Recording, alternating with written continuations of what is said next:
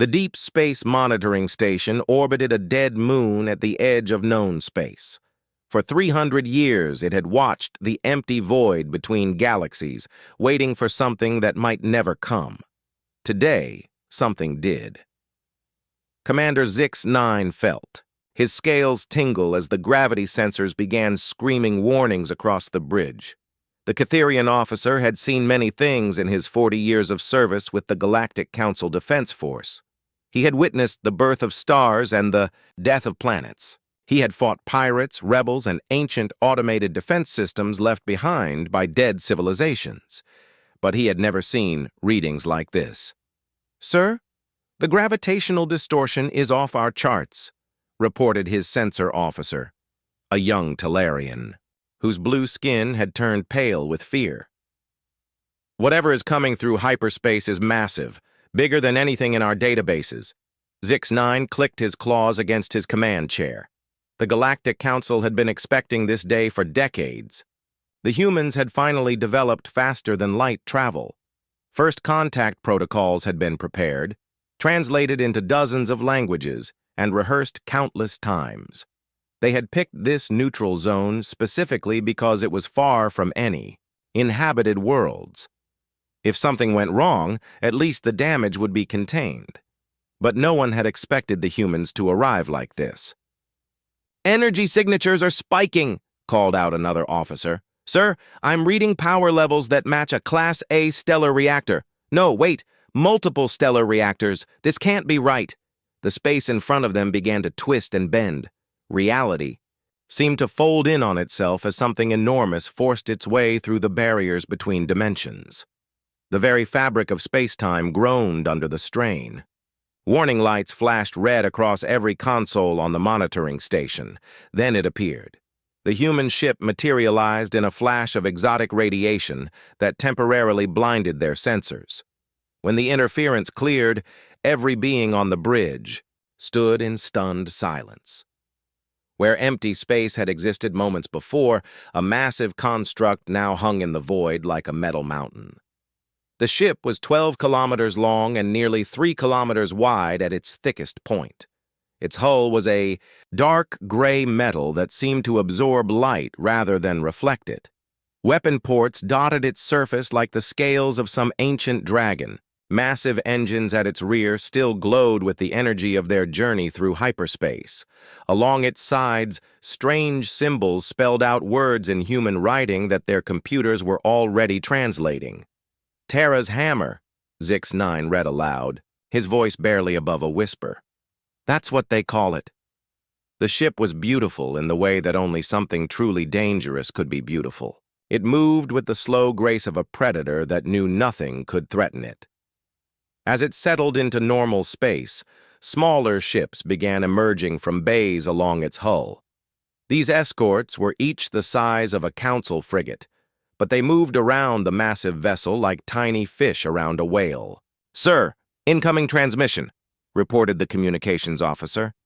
"They're using standard council diplomatic frequencies. How did they know our protocols?" "Put it through," Zix-9 ordered, trying to keep his voice steady. The main screen flickered to life, showing the bridge of the human ship. The first thing that struck Zix-9 was how similar humans looked to several other species in the council. They were bipedal, with forward-facing eyes and opposable thumbs. But there was something different about them.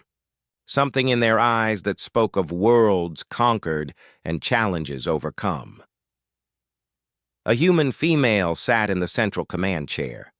She wore a dark blue uniform with silver markings that probably indicated her rank. Her hair was pulled back in a practical style, and her eyes held the confidence of someone accustomed to command. When she smiled, it was warm and genuine. But Zix-9 couldn't shake the feeling that he was looking at a predator trying to be friendly. "Greetings," she said in perfect galactic standard. "I am Captain Sarah Chen of the Earth Alliance vessel Terra's Hammer. We come in peace, seeking dialogue with the Galactic Council. We apologize for any delay, but we had some navigation difficulties on our first journey to this region of space." Zix-9 found his voice after a moment of shocked silence. "Welcome, Captain Chen. I am Commander Zix-9 of the Galactic Council Defense Force. We were expecting you, but perhaps not quite like this." Captain Chen tilted her head slightly, and Zix-9 realized she was probably studying his appearance just as he was studying hers. "I hope our arrival hasn't caused any inconvenience. We tried to emerge at the coordinates your diplomatic message specified, but hyperspace navigation is still new to us. Are we in the right location for the scheduled first contact meeting?" "You are exactly where you should be," Zix-9 confirmed, though his voice sounded strange even to himself. "Captain, if I may ask, is this a military vessel?"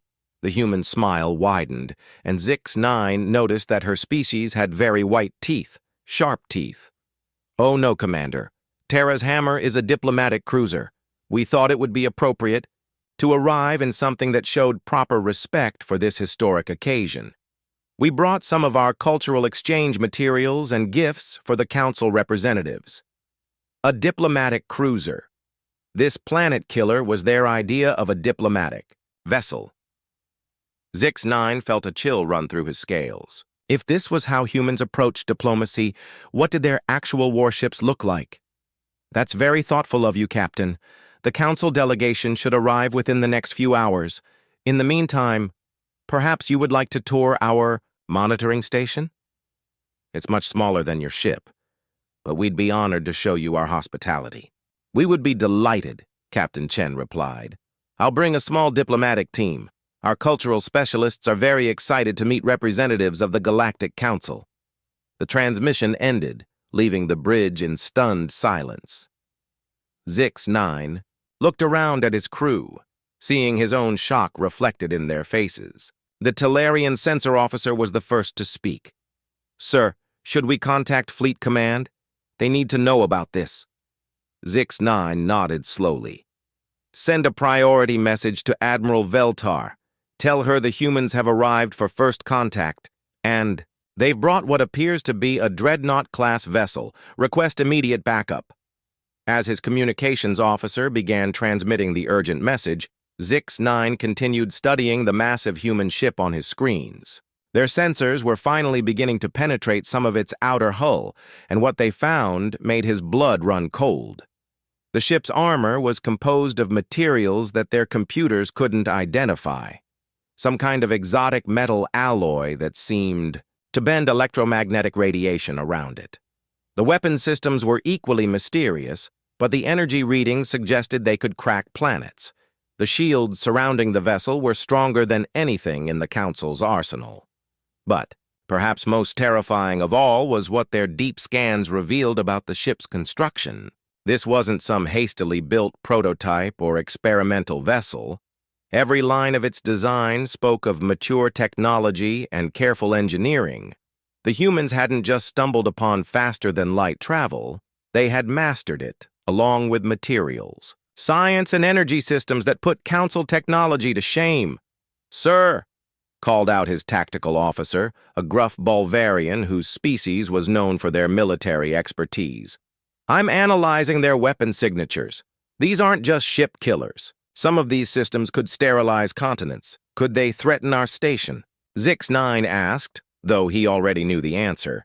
"Sir, they could vaporize our station without even charging their main guns. We wouldn't even register as a target worth their attention."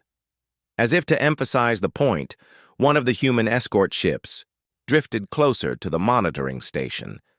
It was roughly the same size as their largest defensive platform, but the casual way it moved suggested its captain wasn't even slightly concerned about potential threats. The escort's weapon systems were powered down, a gesture that would have seemed friendly if not for the fact that this single ship probably outgunned their entire defensive network. "Commander," his sensor officer called out, "I'm detecting massive manufacturing capability within the main ship. It looks like they have entire industrial complexes built into their hull. They could probably build a fleet while traveling between stars." Zix-9 closed his eyes and tried to process what they had discovered. The humans hadn't just developed space travel. They had developed space-based civilization. Their ships weren't just vessels for traveling between worlds. They were mobile worlds in their own right. A soft chime indicated an incoming message from Fleet Command. Admiral Veltar's image appeared on his personal communications screen. The elderly Zentarian's usual calm demeanor was nowhere to be seen. "Commander Zix-9, I've received your report. Are you certain about these readings?" "Yes, Admiral. The human ship is 12 kilometers long and armed with weapon systems that our computers classify as planet killers. They claim it's a diplomatic vessel." Admiral Veltar was quiet for a long moment. "Commander, I want you to maintain full diplomatic courtesy, but I'm sending every available ship in the sector to your location. If the humans have hostile intentions, we need to be prepared." "Understood, Admiral. But, sir, I should mention that they seem genuinely friendly. Captain Chen appears to be sincere in her desire for peaceful contact." "Let's hope so, Commander. Because if they're not, I'm not sure there's much we can do about it." The transmission ended, leaving Zix-9 alone with his thoughts. Through his viewport, he could see the massive human ship hanging in space like a dark omen. Its weapons remained. Powered down, its shields operating at minimum levels. Every indication suggested the humans were exactly what they claimed to be, peaceful explorers seeking dialogue. But the ship itself told a different story. It spoke of a civilization that had learned to survive in a hostile universe by becoming the most dangerous thing in it. A species that approached diplomacy by arriving in vessels capable of destroying worlds.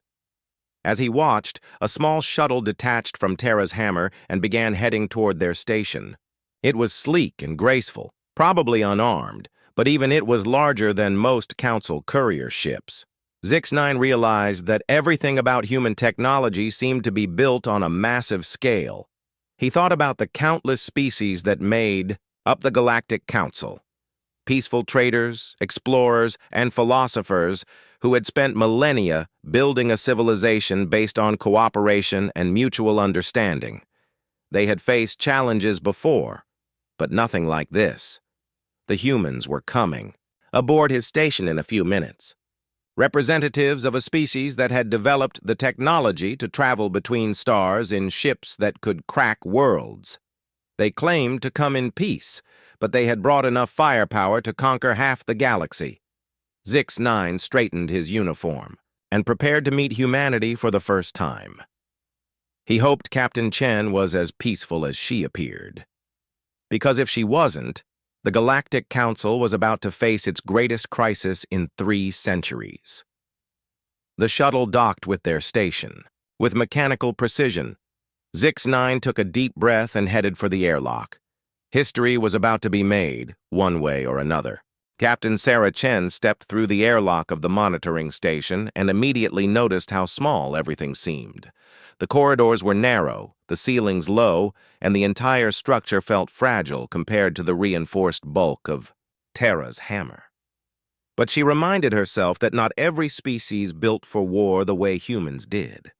These people had created a peaceful civilization among the stars, and that was something to be admired. The alien who greeted her was fascinating. Commander Zix-9 stood about 6 feet tall, with reptilian features and scales that shifted from dark green to bronze in the station's lighting. His eyes were large and intelligent, and when he smiled, it seemed genuine despite his obvious nervousness. "Captain Chen, welcome aboard Monitoring Station Kepler-7. This is a historic moment for both our civilizations." Sarah returned his smile and extended her hand in the human gesture of greeting. After a moment's hesitation, Zix-9 reached out and grasped it carefully. His scales felt warm and smooth, not unpleasant at all. "The honor is ours, Commander. Humanity has dreamed of this day since we first looked up at the stars.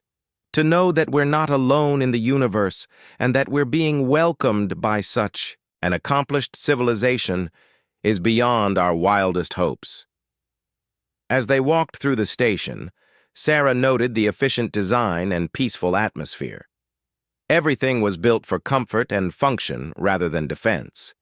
The walls displayed artwork from dozens of different species, and the air carried the scent of exotic plants from what was probably a hydroponic garden. It was exactly what she had hoped to find, proof that different species could work together in harmony. "Your station is beautiful," she commented. "The cultural integration is remarkable. How many species contributed to its design?" 17. "Different civilizations had a hand in building Kepler-7. Zix-9 replied with obvious pride. "It represents everything the Galactic Council stands for: cooperation, mutual respect, and shared knowledge."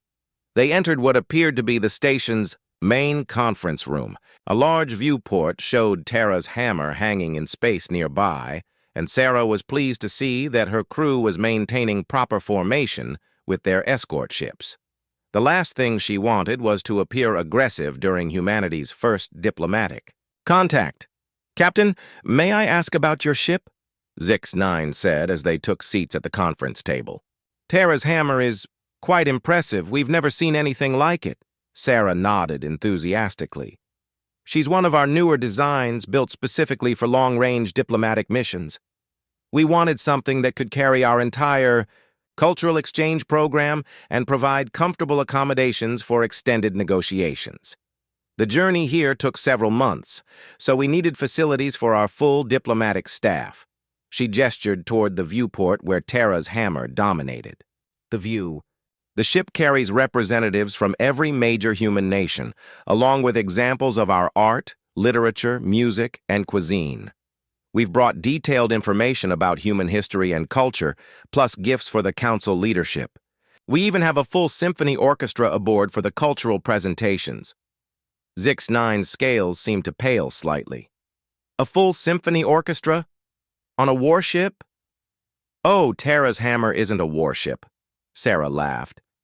"She's a diplomatic cruiser. We do have some defensive systems, of course. Space can be dangerous, and we couldn't risk anything happening to such an important mission.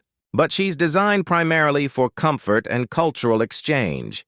The commander's expression was difficult to read, but Sarah thought he looked confused. Perhaps human ship classifications didn't translate well. She decided to change the subject.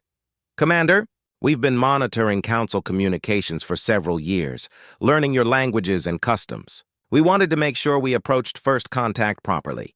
Your civilization's reputation for peaceful cooperation is legendary, even in our distant part of the galaxy." "You've been watching us?" Zix-9 asked, and his voice carried a note of concern.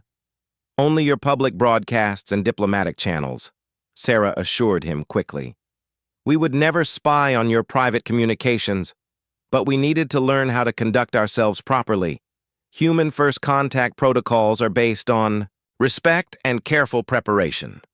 Before Zix-9 could respond, an urgent chime sounded throughout the station. A moment later, a young alien with blue skin approached their table and whispered something in the commander's ear. Sarah watched as his expression grew increasingly grave. "Captain, it appears the council fleet is arriving ahead of schedule. They're taking up defensive positions around your ship." Sarah looked out the viewport and felt a surge of excitement. Dozens of ships were emerging from hyperspace, their sleek designs unlike anything in human databases. They moved with practiced precision, forming what appeared to be a complex honor guard formation around Terra's hammer. "How wonderful!" she exclaimed. "We weren't expecting such a grand welcome. The formation is beautiful. Your fleet commanders are true artists." Zix-9 stared at her in apparent disbelief. "Captain, do you understand what you're seeing? That's a full battle fleet taking defensive positions around your ship." "Defensive positions?" Sarah studied the formation more carefully. The alien ships were indeed surrounding Terra's hammer, but from her perspective, it looked like a ceremonial escort. "Commander, I think there may be some confusion.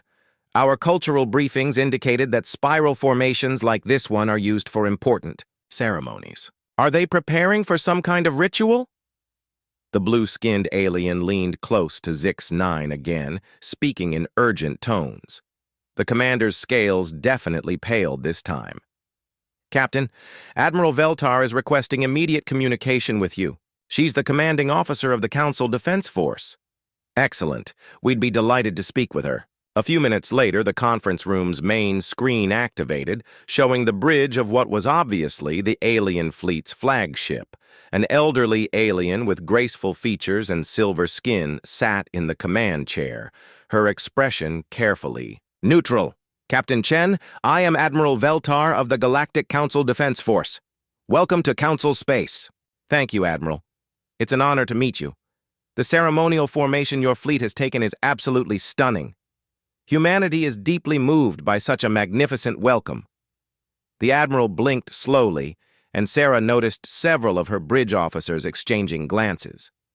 Captain, my ships are not in a ceremonial formation. They are in a defensive perimeter around your vessel. We were concerned about your intentions.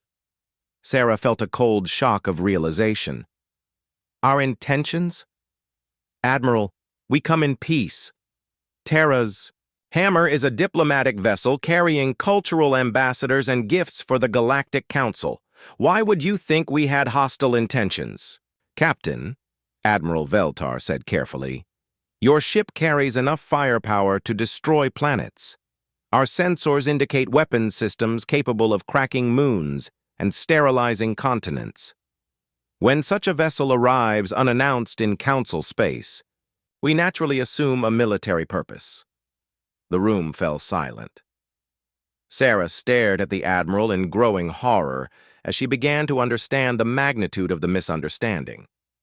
From the Council's perspective, humanity had arrived for first contact, in what they perceived as a planet-killing dreadnought. Admiral, I need to explain something, Sarah said slowly. Terra's Hammer is armed, yes, but only for defensive purposes. Space travel is dangerous in our region of the galaxy. We've encountered hostile automated systems, aggressive wildlife, on various worlds, and even pirates operating in some sectors. Our ships need to be able to protect themselves and any colonies we establish.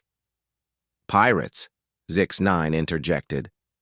Captain, the weapons on your ship could destroy our entire fleet. What kind of pirates require that level of defensive capability?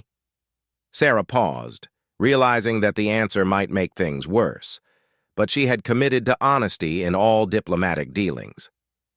The hegemony remnants, she said quietly. Automated, warships left behind by a machine civilization that tried to sterilize our galaxy about 2,000 years ago.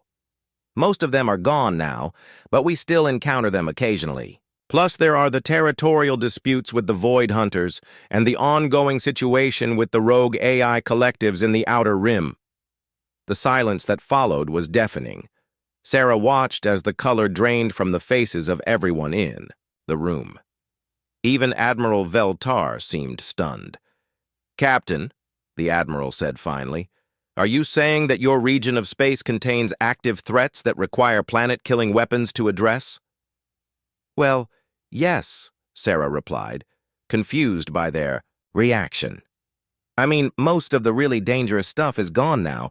We haven't had a full-scale war in almost 50 years. Things are actually quite peaceful by our standards. Commander Zix-9 made a sound that might have been a whimper. Captain, in the 300 years since the Council was formed, we've never faced a threat that required more than frigate-level weapons to resolve. The most dangerous thing in our space is the occasional asteroid that needs to be diverted from a shipping lane. The pieces were falling into place now, and Sarah began to understand why the Council fleet had taken defensive positions. To them, Terra's Hammer wasn't a diplomatic vessel. It was an instrument of apocalypse crewed by a species that casually mentioned fighting machine civilizations and AI collectives. Admiral, I think we have a serious communication problem here, Sarah said carefully. Humanity has no hostile intentions toward the Council. We're genuinely seeking peaceful relations and cultural exchange. Our ship is armed because we come from a dangerous part of the galaxy, but we would never use those weapons against peaceful neighbors. Captain, Admiral Veltar replied, I want to believe you, but you must understand our position. Your ship alone carries more destructive power than our entire combined fleet. When you speak casually of fighting machine civilizations and AI collectives, it makes us question what kind of species we're dealing with. Sarah felt a growing sense of despair. Humanity's first contact with galactic civilization was turning into a disaster because they had brought what amounted to a superweapon to a peace conference. "What can we do to convince you of our peaceful intentions?" she asked. Before the Admiral could answer, another urgent chime sounded through the station. The blue-skinned officer rushed to Zix-9's side with another whispered message. This time, the commander's scales turned completely pale. "Captain, we're detecting more ships approaching. Large ships. Our sensors count at least a dozen vessels, the size of Terra's hammer." Sarah's heart sank as she realized what was happening. Those would be the rest of our diplomatic fleet. The Terra class carries our main delegation, but we brought several support ships for the extended negotiations. Cultural exchange programs, scientific research teams, trade delegations, that sort of thing. Through the viewport, massive shapes began emerging from hyperspace. Each new arrival was as large and intimidating as Terra's hammer, their dark hulls bristling with weapon systems. The Council fleet, which had seemed impressive moments before, now looked like a collection of toys, surrounding a pack of metal leviathans. "How many ships did you bring?" Admiral Veltar asked, her voice barely steady. Sarah checked her personal communicator. 14 ships total. Terra's hammer, 5 cultural exchange vessels, 3 scientific research ships, 2 trade negotiation platforms, and 3 colony evaluation cruisers. Plus their escort squadrons, of course. "Colony evaluation cruisers?" Zix-9 whispered. "In case the negotiations go well and we decide to establish permanent diplomatic facilities in this region," Sarah explained. "We're prepared to build embassy worlds if the Council is interested in long-term cooperation." The room fell silent again as everyone processed this information. Humanity hadn't just arrived for first contact. They had arrived with enough firepower to conquer half the galaxy, casually mentioning their intention to establish permanent bases in Council space. Sarah looked around at the terrified faces surrounding her and realized that humanity's dreams of peaceful integration with galactic civilization might be more complicated than anyone had imagined. 3 days had passed since the human fleet arrived, and the main conference station buzzed with nervous energy. Representatives from 47 different council species had gathered for the most important diplomatic event in galactic history. The station's size had been tripled with temporary modules to accommodate everyone, but it still felt small compared to the massive human ships that surrounded it. Sarah Chen sat across from a delegation of the Council's most experienced diplomats, trying to bridge what seemed like an impossible gap in understanding. Every attempt at normal diplomatic conversation somehow made things worse.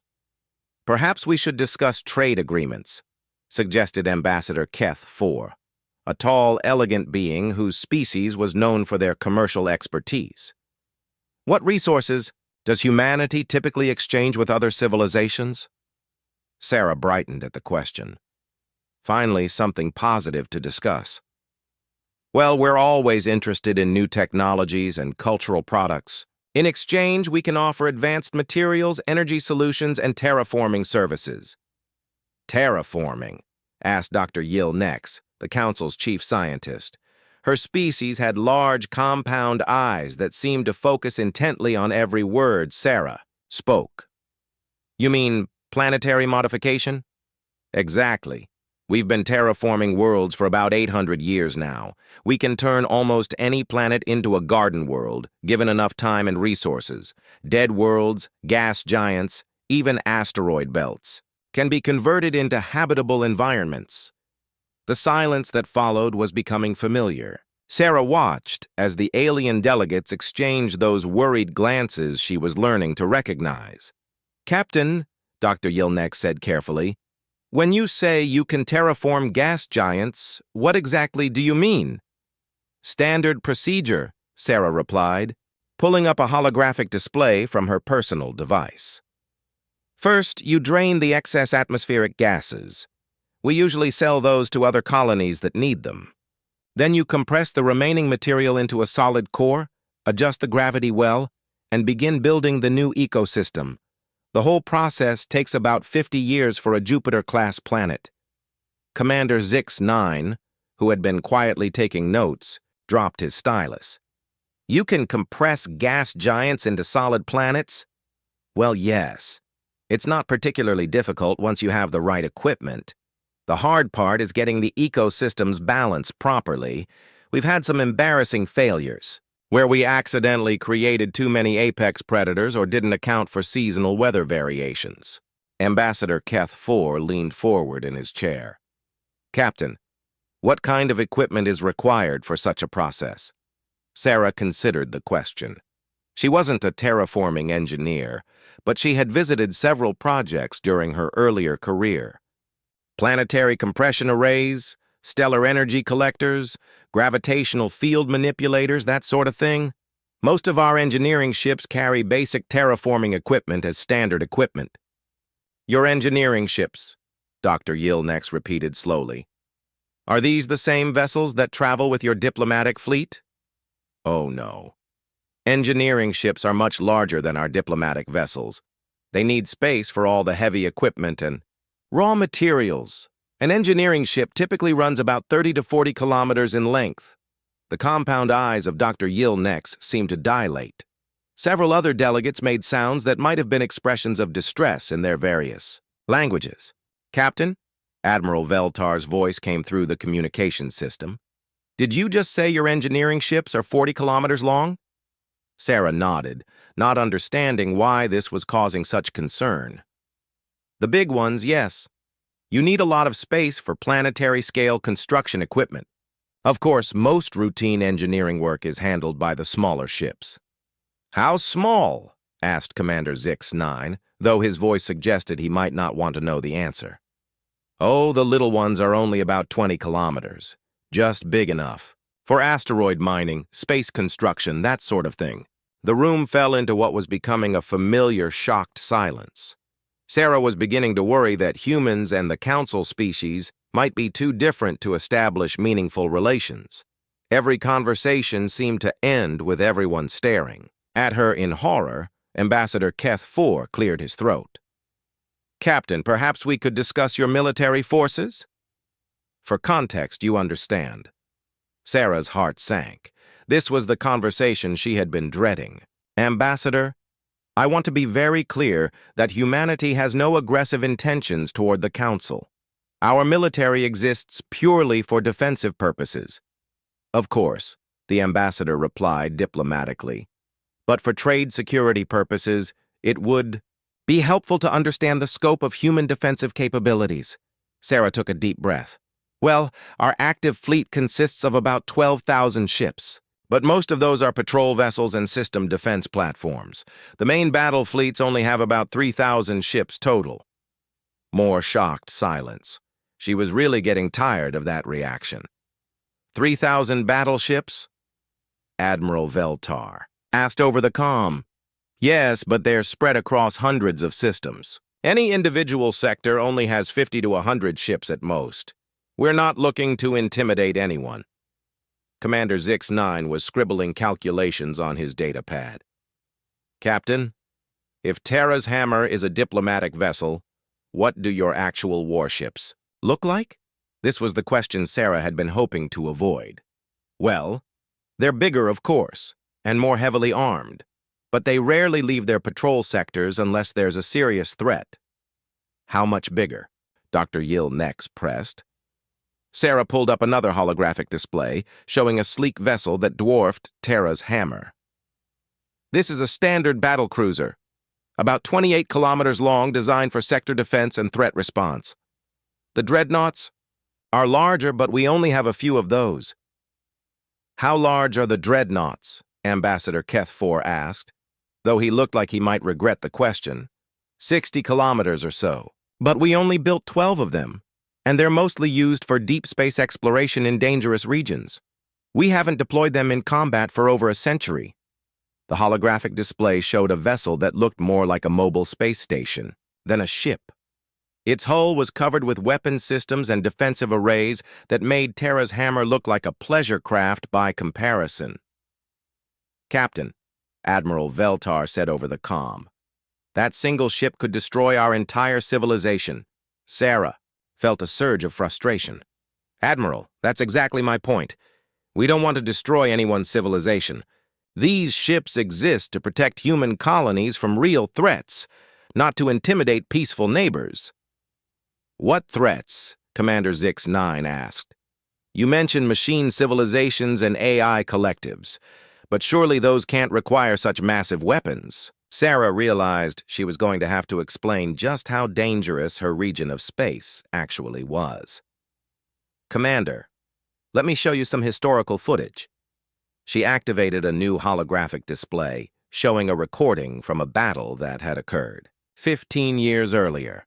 A human patrol fleet was engaging what looked like a geometric crystal formation the size of a small moon. The crystal entity was firing beams of energy that vaporized asteroids and seemed to bend space itself. "This is a hegemony harvester," Sarah explained. "It's an automated mining ship left behind by the machine civilization that tried to sterilize our galaxy 2 millennia ago. This particular unit had consumed 3 star systems before we could stop it. The aliens watched in stunned silence as human warships swarmed around the crystal entity, their weapons barely scratching its surface. Finally, one of the human dreadnoughts moved into position and fired what appeared to be a beam of pure energy. The crystal formation cracked and exploded in a flash of light that temporarily overloaded the recording equipment. We estimate there are still about 200 harvester units active in unexplored space," Sarah continued. "Plus the void hunters, which are worse." "Worse how?"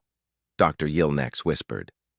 Sarah switched to another recording, this one showing a space battle near a human colony world. The enemy was harder to see, appearing only as distortions in space that seemed to absorb light and energy. Human ships were disappearing into these distortions, their final transmissions cut short. Void hunters are predators from another dimension. They consume energy and matter, including entire planets if given enough time. We've been fighting them for about 400 years now, ever since we accidentally opened a rift to their realm during an experiment with hyperspace technology. The recording showed a human battle fleet deploying some kind of exotic weapon that created tears in space itself. The dimensional predators seemed to retreat through these rifts, but not before consuming several human vessels. The AI collectives are actually the least dangerous of our regular threats, Sarah added, switching to a third recording. This one showed sleek robotic ships with adaptive hulls that seemed to change configuration during battle. They're the descendants of ancient computer networks that achieved consciousness. Most of them are actually quite reasonable once you learn to communicate with them. We only fight the ones that view organic life as a contamination to be eliminated. Ambassador Keth IV stared at the recordings in disbelief. "Captain, you're saying that humanity regularly faces threats that could destroy entire civilizations?" "Well, yes, but not as often as we used to. Like I said, things have been peaceful lately. We haven't had a major war in almost 50 years. "What do you consider a major war?" Commander Zix-9 asked weakly. Sarah thought about it for a moment. "Usually anything involving more than a few hundred ships and lasting more than a decade. The Void Hunter conflicts were major wars. The AI collective negotiations were mostly minor diplomatic incidents, though a few of them did require military intervention." She realized she was making things worse again. Every attempt to reassure. The council representatives seemed to terrify them more. "Look," she said finally, "I understand that this is a lot to process. Humanity comes from a dangerous part of the galaxy, and we've had to develop significant defensive capabilities to survive. But that doesn't make us aggressive or expansionist. We genuinely want to be good neighbors." Dr. Yilnex looked up from her notes. "Captain, with the threats you face in your region, why are you interested in expanding into our space?" "We're not expanding," Sarah replied. "We're exploring. There's a difference. When humans discover new civilizations, our first priority is always peaceful contact and cultural exchange. We've encountered 43 different species in our region, and we have peaceful relations with all but 3 of them. What about the other 3? Ambassador Keth 4 asked. The Hive Queen Collective won't talk to anyone they consider individually conscious. The Crystal Singers communicate only through harmonic frequencies we can't reproduce. And the quantum monks exist partially outside normal space-time, so conversations are complicated. Sarah realized she was doing it again. Even her examples of peaceful contact involved species that sounded impossibly strange and potentially dangerous to the council representatives. The point is, she continued desperately, humanity has a long history of successful diplomatic relations with other species. We're not conquerors or destroyers. We're explorers who happen to come from a very dangerous neighborhood. The conference room fell silent again, but this time Sarah thought she detected a subtle change in the atmosphere. Instead of pure terror, the alien delegates seemed to be processing what she had told them. Finally, Admiral Veltar spoke over the communication system. Captain Chen, I think we're beginning to understand humanity's situation. You're not a military power-seeking conquest. You're refugees from a war zone, looking for safer space to settle in. Sarah considered this perspective. It wasn't entirely accurate, but it was closer to the truth than their initial assumption that humans were aggressive conquerors. That's not entirely wrong, Admiral, though I wouldn't call us refugees exactly. We've successfully defended our home systems. But we are interested in establishing colonies in more peaceful regions of space if we can find civilizations willing to accept us as neighbors. Commander Zix 9 looked up from his notes. Captain, what would humanity offer in exchange for settlement rights in Council space? For the first time since the negotiations began, Sarah smiled with genuine confidence.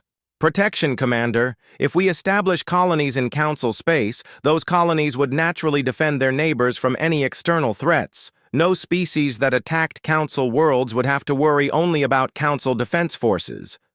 The implications hung in the air like a promise, or a threat, depending on one's perspective. The breakthrough came on the 7th day of negotiations, during what was supposed to be a routine cultural exchange session. Sarah had been demonstrating human music when Dr. Yilnex asked a seemingly innocent question that changed everything. Captain, Chen, when you speak of humanity's colonies, how many worlds are we discussing? Sarah paused the holographic display showing a human orchestra. Currently active colonies? About 14,000 worlds, plus another 6,000 under development. Then there are the research stations, mining operations, and deep space facilities. The silence that followed was different from the usual shocked quiet. This time, Sarah could see the council delegates actually processing the numbers, their expressions shifting from surprise to something approaching awe. Commander Zix 9 was the first to speak. Captain, did you say 14,000 worlds? Active. Colonies, yes, though many of those are specialized environments. Mining worlds, research facilities, agricultural centers, that sort of thing. Only about 8,000 are full-scale population centers. Ambassador Keth 4 leaned forward in his chair. Captain, the entire Galactic Council represents only 2,000 inhabited worlds across 47 species. The impact of this statement hit Sarah like a physical blow. She had known that the Council was smaller than human civilization, but she hadn't realized how much smaller. Humanity alone controlled more worlds than the entire galactic community she was trying to join. I didn't realize, she said softly. When we detected Council broadcasts, we assumed you represented the majority of galactic civilization. Are you saying there are other major powers we haven't encountered? Dr. Yilnex shook her head slowly. Captain, the Galactic Council is galactic civilization in this region of space. We represent every known spacefaring species within 50,000 light-years of the galactic core. The room fell into another silence as everyone absorbed the implications. Sarah felt a growing sense of vertigo as she realized that humanity wasn't seeking to join galactic civilization. They were meeting it for the first time, and they were bigger than it was. "Captain," Admiral Veltar's voice came through the communication system, "I need to ask you directly. When humanity speaks of establishing colonies in Council space, are you talking about a few worlds, or are you planning to double the size of known galactic civilization?" Sarah looked around the room at the expectant faces of the Council delegates. This was the moment she had been dreading since the negotiations began. The moment when humanity's true scope would be revealed. "Admiral, I think there's been a fundamental misunderstanding about what humanity represents. We're not a single species seeking to join your civilization. We're an entire galactic region making first contact with another galactic region." She activated her personal display, showing a three-dimensional map of known space. The human territory was a vast sphere centered on Earth, containing thousands of star systems. Beside it, she placed the Council's territory, which looked tiny by comparison. "This is human space," she said, gesturing to the larger sphere. 14,000 colonies across 3,800 star systems, plus our deep space facilities and exploration routes. "And this," she indicated the smaller region, "is Council space as we understand it from your broadcasts." The aliens stared at the map in stunned silence. Commander Zix-9 was making calculations on his data pad, his scales shifting through several different colors. "Captain," he said finally, "according to this map, humanity controls more space than every known civilization combined, by a factor of 10. "Actually, controlled might be the wrong word," Sarah corrected. "We prefer to think of it as protected space. Many of our worlds are only lightly populated, and we encourage local development and autonomy. But yes, human. Ships patrol that entire region." Ambassador Keth 4 was studying the map intently. "Captain, how many humans exist?" Sarah pulled up another display showing population statistics. "Current human population is approximately 200 billion across all colonies and worlds. But that doesn't include our AI partners, uplifted species, or allied civilizations that choose to maintain their own governments." "Allied civilizations?" Dr. Yilnex asked. "The 43 species I mentioned earlier. Humans discovered them during our expansion, and most chose to maintain diplomatic relations rather than full integration. They govern their own worlds, but cooperate with human defense forces for mutual protection." Sarah realized she was fundamentally changing the nature of these negotiations with every revelation. What had started as first contact between humanity and galactic civilization was becoming something much more complex. "So when you offered to establish colonies in Council space," Admiral Veltar said slowly, "you weren't talking about a few settlement ships. You were discussing the expansion of a galactic empire." "Empire is a strong word," Sarah replied diplomatically. "We prefer to call it the Human Colonial Alliance. But I suppose from your perspective the distinction might not matter much." Commander Zix-9 looked up from his calculations. "Captain, if humanity decided to expand into Council space, could we stop you?" The question hung in the air like a challenge. Sarah realized that this was the crucial moment in the negotiations. Her answer would determine whether humanity was seen as a potential ally or an existential threat. Commander, humanity could occupy every world in Council space within a year if we chose to do so, but we would never choose to do so. Conquest is not our goal, and it never has been. She gestured to the map display. "Look at our territory. 14,000 worlds, and how many of them did we take by conquest? 3. And those were uninhabited worlds that we terraformed from scratch. 3 worlds out of 14,000? Ambassador Keth 4 asked incredulously. "The hegemony harvester worlds," Sarah explained. "After we destroyed the machine entities that had consumed those systems, we rebuilt the planets as memorial worlds. Every other human colony was established on previously uninhabited worlds or through peaceful agreements with existing populations." Dr. Yilnex was studying the population data. Captain, with 43 allied species and 200 billion humans spread across thousands of worlds, how do you maintain unity? How do you prevent conflicts? Sarah smiled for the first time in days. This was finally a question she could answer without terrifying anyone. We don't maintain unity in the way you might expect. Human civilization is remarkably diverse. Individual worlds and systems have tremendous autonomy to govern themselves as they see fit. The Colonial Alliance exists primarily to coordinate defense, facilitate trade, and provide support for new colonies. She brought up another display showing the structure of human government. We have thousands of different political systems across our worlds: democratic republics, constitutional monarchies, anarchist collectives, corporate oligarchies, AI-governed technocracies, even a few worlds that operate as pure research communities with no formal government at all. How do you prevent wars between such different systems? Commander Zix-9 asked. The same way you prevent wars in the Council, I imagine. Diplomacy, trade relationships, cultural exchange, and the knowledge that we're all stronger together than apart. Plus, when you're facing threats like void hunters and hegemony harvesters, internal conflicts seem less important. Sarah paused, realizing she was describing something that might be impossible for the Council to understand. Their civilization was built on careful cooperation between similar species. Human civilization was built on the chaotic interaction of countless different approaches to life and government. The point is, she continued, humanity didn't expand through conquest because conquest doesn't work for us. We're too diverse to impose uniform control over other species or worlds. We expand through invitation and cooperation. Admiral Veltar's voice came through the communication system again. Captain, I need to ask a direct question. If the Council voted to refuse humanity settlement rights in our space, what would your response be? Sarah met the eyes of each delegate around the table. We would respect that decision completely, Admiral.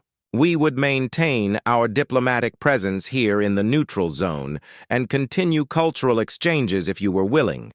We would offer our protection against external threats, but only if requested, and we would continue exploring in other directions, looking for regions where we might be more welcome. You wouldn't attempt to settle our space anyway? Ambassador Keth IV pressed.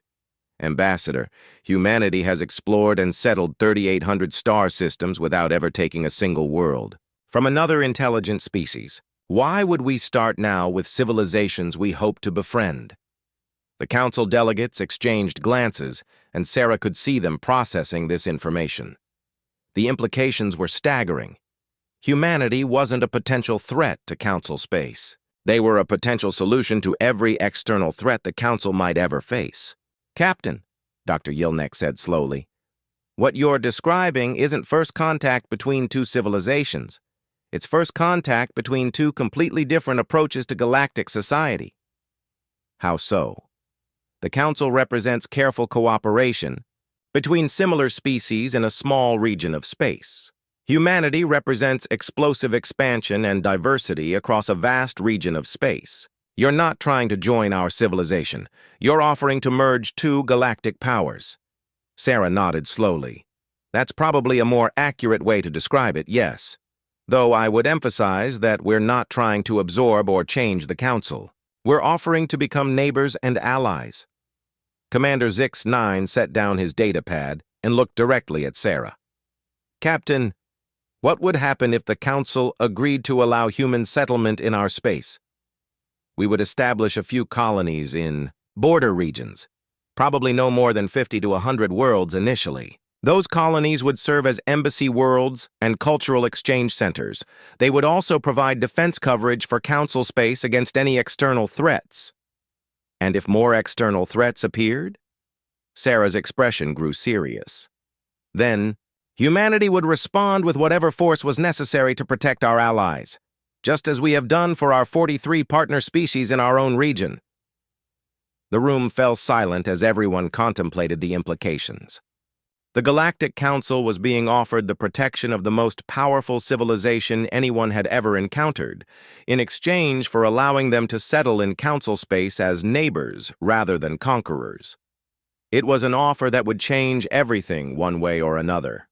6 months after the signing of the Terra Accords, Commander Zix-9 stood on the observation deck of the new Joint Diplomatic Station, watching the most unusual sight in galactic history. A human colony ship was approaching the newly established embassy world of New Harmony, and true to their word, the humans had brought something more appropriately sized for peaceful diplomacy. The ship was only 2 kilometers long, smaller than many council vessels, and its design emphasized comfort and cultural facilities rather than weapons. It carried artists, scientists, teachers, and diplomats rather than soldiers. Yet even this small human vessel made Zix-9 nervous because he now knew what it represented. "Still getting used to our new neighbors?" asked a familiar voice behind. Zix-9 turned to see Captain Sarah Chen approaching. She was no longer wearing the formal uniform of a diplomatic mission. Instead, she wore the casual clothes of someone who had decided to make this region of space her permanent home. "Captain Chen, I thought you had returned to human space months ago. Please, call me Sarah. And no, I've been appointed as the permanent human ambassador to the Council. Terra's hammer returned to Earth, but I stayed behind to help establish our embassy facilities." She joined him at the viewing port, watching the colony ship dock with practiced efficiency. "I have to admit, it's nice to work with ships that don't terrify our allies every time they arrive." Zix-9 made a sound that might have been laughter. "Sarah, that ship still carries enough firepower to destroy most council vessels. We've simply learned to adjust our perspective." It was true. Over the past 6 months, the Council had been forced to completely rethink their understanding of galactic civilization. Humanity's presence had changed everything, not through conquest or intimidation, but through simple demonstration of what was possible. "How are the integration programs progressing?" Sarah asked. "Better than anyone expected," Zix-9 replied. "The cultural exchange programs are extremely popular. 17 council worlds have requested human teachers for their universities. The scientific cooperation projects are producing remarkable results, and the economic benefits of trade with human worlds have exceeded all projections." Sarah smiled. "And the military cooperation?" This was the delicate subject that still made many council members nervous. "The joint defense exercises have been educational.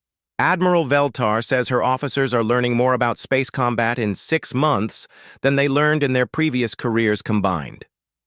"Good, because there's something I need to discuss with you." Zix-9 felt his scales tingle with concern. Over the months, he had learned that when Sarah spoke in that particular tone, significant news was about to follow. "Our long-range scouts have detected something approaching from outside the galaxy," she continued. "It's still about 5 years away, but it's big, it's artificial, and it's headed directly for council space." "Another hegemony harvester?" "No, this is something new. The energy signatures don't match anything in our databases. Whatever it is, it's larger than anything we've encountered before." Zix-9 stared out at the peaceful scene of the colony ship docking with New Harmony. 6 months ago, news like this would have meant the potential end of council civilization. Now it simply meant they would need to call on their human allies. "How large?" he asked. "Roughly the size of a small moon, maybe 30,000 kilometers in diameter." "And you're confident the human defense forces can handle it?" Sarah's expression grew thoughtful. "Honestly, I don't know. This is bigger than anything we've faced before. But the good news is that we have 5 years to prepare, and we won't be facing it alone." She gestured toward the docking ship. "That colony vessel is carrying more than just diplomats and teachers. It's also carrying the technical specifications for council species to begin producing human-designed defensive systems. If this new threat is as dangerous as our preliminary scans suggest, we'll need every ship we can get." Zix-9 processed this information. Sarah, are you saying that humanity is sharing military technology with the Council? Defensive technology. Yes. We're not going to give you planet crackers or stellar manipulators, but we are sharing shield generators, sensor arrays, and basic weapons systems. By the time this threat arrives, the Council Defense Force should be significantly more capable. Over the past months, Zix-9 had learned to read human expressions fairly well. Sarah was confident but concerned. This new threat was serious enough to accelerate humanity's integration with the Council.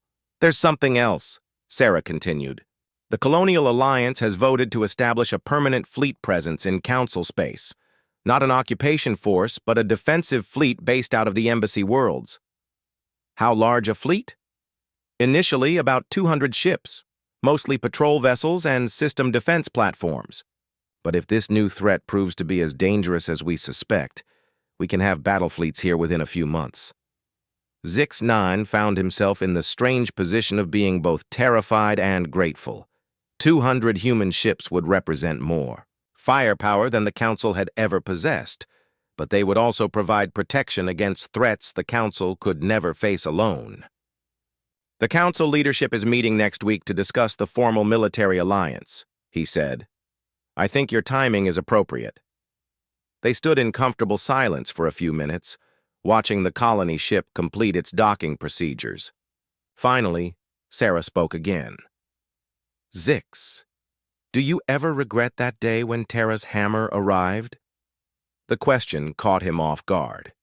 He thought about the past 6 months, about how much the galaxy had changed since humanity's arrival. The Council had gone from being the dominant power in their region of space to being the junior partner in a galactic alliance.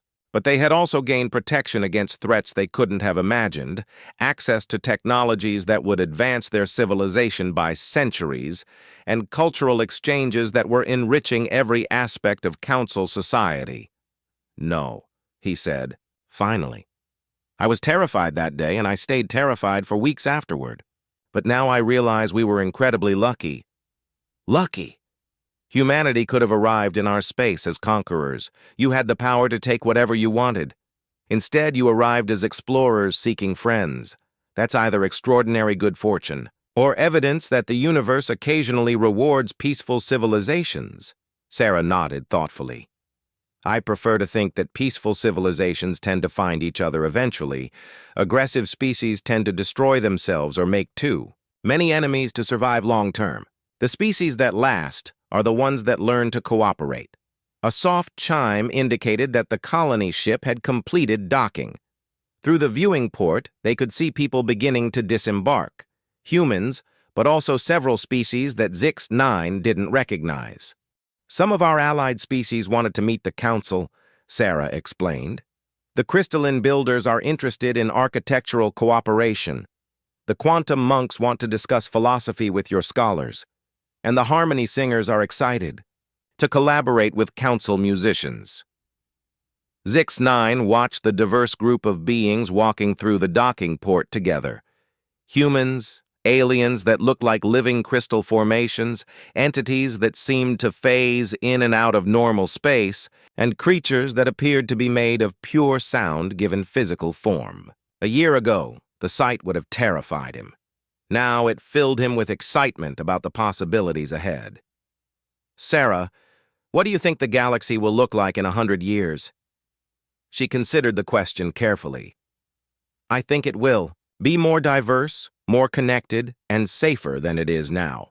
The Council's careful approach to cooperation will help stabilize humanity's rapid expansion, and humanity's defensive capabilities will give the Council the security to explore and grow, beyond anything you've previously imagined. A true galactic civilization, Zix-9 mused. Exactly, not based on conquest or domination, but on cooperation between different approaches to life and society. Another chime sounded through the station, indicating an incoming priority message. Sarah checked her communicator and frowned slightly. What is it? Zix-9 asked. Updated scans of that approaching threat. It's not just one object, it's a fleet. Hundreds of objects, each the size of a major asteroid. and they're all artificial. The peaceful scene outside the viewing port suddenly seemed fragile. Zix-9 thought about the colony ship with its teachers and artists, about the cultural exchange, programs and scientific cooperation projects, about the careful diplomatic progress of the past 6 months. "Will we be ready?" he asked. Sarah's expression was grim but determined. "We'll have to be. But that's why we're here, Zix. That's why humanity builds ships like Terra's hammer and maintains battle fleets that can crack planets. Not to conquer peaceful neighbors, but to protect them from the things that want to destroy them." She placed a reassuring hand on his shoulder. 5 years from now, when that fleet arrives, it won't be facing just the Council Defense Force or just human battle fleets. It will be facing the combined might of the greatest alliance in galactic history. Zix-9 looked out at the colony ship again, but now he saw it differently. It wasn't just a vessel full of diplomats and teachers. It was proof that different civilizations could work together, could share knowledge and resources, could become stronger together than they were apart. "Sarah," he said quietly, "I think the universe is about to learn why peaceful civilizations tend to survive." She smiled, and for the first time since he had met her, Zix-9 saw the expression of a predator. That was no longer trying to appear harmless. "Yes," she said simply. "I think it is." Outside the viewing port, the colony ship completed its unloading procedures and began preparing for its next mission. Soon it would carry council representatives back to human space, continuing the cultural exchanges that were binding two galactic powers together. And somewhere in the distance, an unknown threat continued its approach toward a galaxy that was no longer divided between human space and council space, but had become something new entirely. A galaxy where the most dangerous neighbors had indeed become the best friends, and where anyone threatening that friendship would discover just how dangerous that combination could be.